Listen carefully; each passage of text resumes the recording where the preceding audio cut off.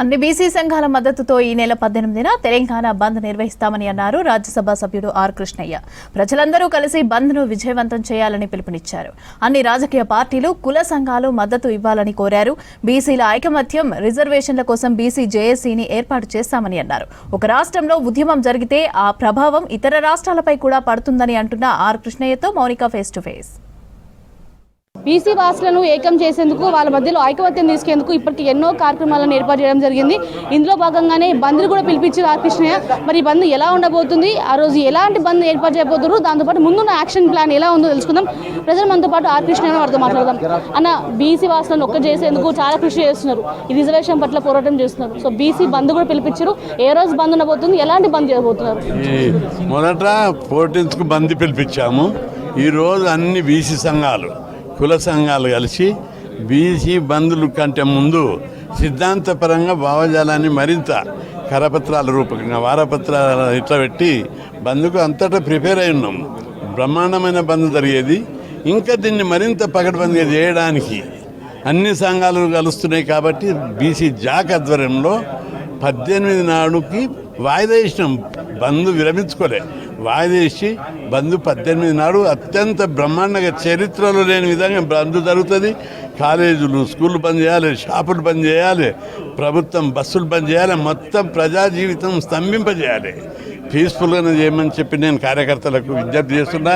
ఇప్పటికే గ్రామాలలో tension start అయింది. చాలా పెద్ద ఎత్తున గొడవలు జరుగుతున్నాయి.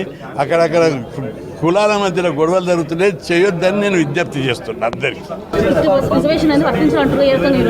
ఈ స్టే ఇవ్వడం అనేది చాలా అన్యాయమైన స్టే. ఎందుకంటే ప్రజలు మామూలు ఊళ్ళలో ఉన్న ఇల్లిటరేట్ చెప్తున్నారు. ఎట్లిస్తారు సార్? స్టే ఇస్తే ఫస్ట్ డే ఇవ్వాలి, 2వ రోజు ఇవ్వలేదు, సుప్రీంకోర్టు ఇవ్వలేదు, 3వ రోజు ఇవ్వలేదు, 4వ రోజు రిజెక్ట్ చేసిరు. అన్ని రోజులల్లా మేము స్టే ఇవ్వమని చెప్పారు. 4వ రోజు సాయంత్రం చల్లగా స్టే ఇస్తున్నామని ప్రకటించారు.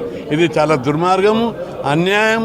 ఎందుకంటే స్టే ఇవ్వడానికి ఎలాంటి గ్రౌండ్స్ లేవు. ఒకవైపు నోటిఫికేషన్ ఇచ్చారు, ఎన్నికల నోటిఫికేషన్ ఇచ్చినాక స్టే ఇవ్వడానికి వీలు లేదు. 30 బీసీ సంఘాలు కేసు వేస్తాయి. గవర్నమెంట్ వాదన, అగ్రకులాల వాదన ఎన్నవు, మా బీసీల వాదన వినకుండా స్టే ఇస్తావా? ఇది చాలా అన్యాయం అని చెప్పి రాష్ట్ర ప్రజలందరూ అగ్గాయి మండుతున్నారు. అందుకే ఎక్కువ వైలెన్స్ చేయొద్దు, పీస్ఫుల్గా మన యొక్క బలాన్ని చూపించాలని చెప్పి తప్పనిసరి ఈ ఉద్యమాన్ని గ్రాస్ రూట్ లెవెల్ ఇంటింటికి ఈరోజు చర్చ అవుతుంది. ఈ కేసు, ఈ జీవో కూడా బలమైన జీవో, రాజ్యాంగం ప్రకారం ఇచ్చారు. అదేవిధంగా జనాభా లెక్కలు తీశారు, డెడికేటెడ్ కమిషన్ రిపోర్ట్ ఇచ్చింది. అదేవిధంగా అసెంబ్లీలో బిల్లు పాస్ చేసి చట్టం చేశారు, మంత్రివర్గంలో ఆర్డినెన్స్ తీశారు. అన్ని గ్రౌండ్స్ ఉండగా ఇవ్వడానికి వీల్లేదు. జనాభా లెక్కలు ఇవ్వనటువంటి రాష్ట్రాలలో మహారాష్ట్ర, ఉత్తరప్రదేశ్, మధ్యప్రదేశ్లో స్టే ఇవ్వడానికి జనాభా లెక్కలు లేవు అని చెప్పి స్టే ఇచ్చారు. ఇక్కడ ఎట్లా స్టే ఇస్తారని చెప్పి నేను అడుగుతున్నాను.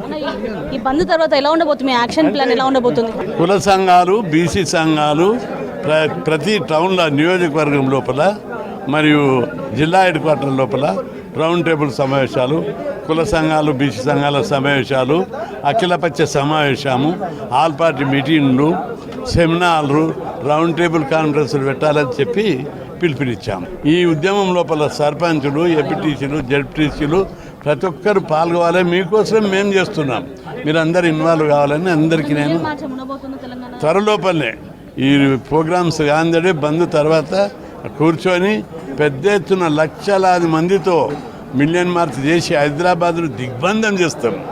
చరిత్రలో ఎప్పుడు జరగని విధంగా చేస్తాం. ప్రతి ఒక్కరూ ఇంట్రెస్ట్ చూపెడుతున్నారు. మేము మా ఊళ్ళకి వెళ్ళి ఇంటికి ఒక మనిషి పోస్తామంటున్నారు. మాకు అన్యాయం జరిగింది. ఈ ఉద్యమం టోటల్గా చట్టసభలో రిజర్వేషన్లు పెట్టే వరకు వదిలిపెట్టేది లేదు. బీసీలందరూ అప్రమత్తంగా ఐకమత్యంతో ఇగోలకు పోకుండా, ఆధిపత్య పోర్లు చేయకుండా యూనిట్గా అన్ని కులాలు కలిసి ఉద్యమాలు చేయాలి అని చెప్పి నేను విజ్ఞప్తి చేస్తాను. సో మొత్తానికి అయితే ఈరోజు బీసీ జాక్ పేరుతో అయితే ఒక 6 సభ్యులతో కమిటీ కూడా ఏర్పాటు చేయడం జరిగింది. రానున్న రోజుల్లో మరిన్ని యాక్టివిటీస్లో పాల్గొంటామని కూడా చెప్తున్న పరిస్థితి. ఈ నెల 18న అయితే మొత్తం తెలంగాణ రాష్ట్ర వ్యాప్తంగా కూడా బంద్కి పిలుపునివ్వడం జరిగింది బీసీ సంఘాల నేతలు. దాంతోపాటు మిలియన్ మార్చ్కి కూడా ముందుకు వెళ్తామని, ఎట్టి పరిస్థితుల్లో కూడా బీసీ ఐకమత్యంగా ఉండాలని కూడా పిలుపునివ్వడం జరిగింది. MSN Prashanth, Monika, 6 news, Hyderabad.